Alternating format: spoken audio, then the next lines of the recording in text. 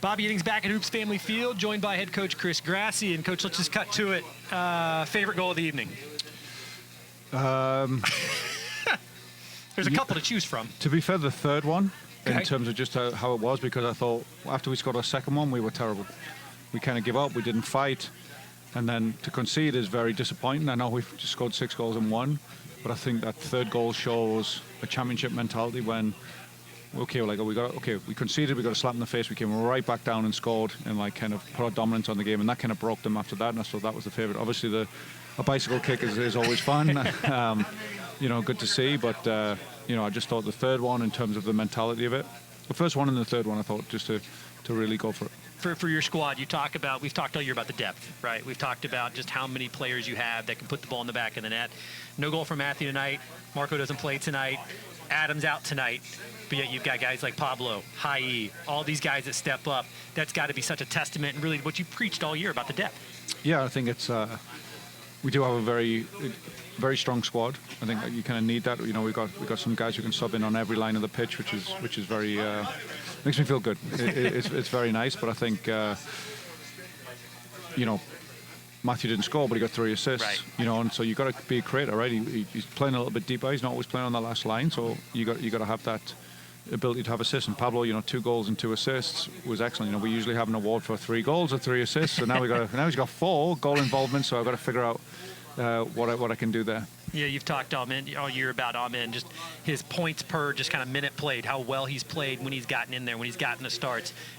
Talk a little bit about him tonight. I mean, he gets that start in there this evening, gets the bicycle, but it feels like his impact may have been different from just the bicycle.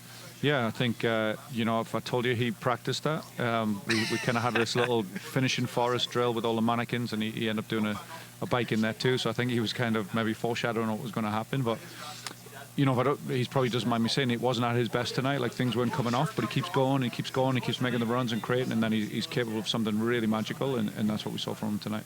You know, you've got the West Virginia game coming up on Wednesday. I think any Marshall fan that sees the schedule knows when that game's coming up. Sorry, who? Who? Yeah, right. What's happening? What game is this? What? What did you say? So I think it's natural to think, hey, are they looking forward to that? Are they looking forward to that? To come out and have a 6-goal effort tonight, what does that tell you about the mentality of your team? Well, again, I thought we went up, we really came out of the gates flying. I thought we played really well. And then we kind of had a bit of a sluggish, after 2-0, you know, we were a little bit sluggish, and we didn't really take advantage. We stopped playing, we stopped competing, you know, and I don't know if at that point we were then thinking about the next game, but then, you know, again, when they scored, we had to wake up, and it was a great wake-up call for us, and I think just shows our mentality. Now we'll start focusing.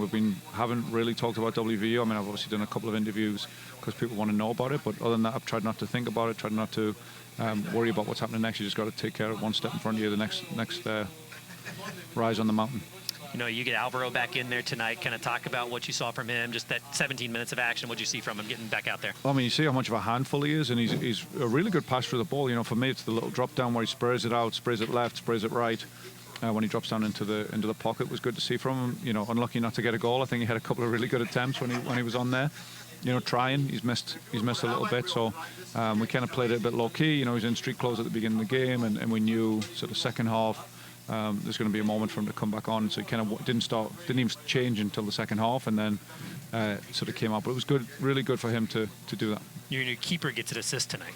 How long have it been since that happened for you as a coach? Well, he's got, it's been a while, I think, but he's got great distribution. But you know, we usually ask him to play short. You know, play short, give it to the centre backs, give it to the pivots, let them do the building. We'll try and draw the team onto us, and you know, he's got to pick those special moments, and he started spraying balls left and right to the fullbacks because they were the guys that are open, sort of recognising that. And then, listen, we got a guy, we talk about it all the time. You know, when teams are pressing us, there'll be big gaps at the back, and he exploited that brilliantly. Great technique. You got a couple days now before West Virginia. What do you guys work on in the next couple days?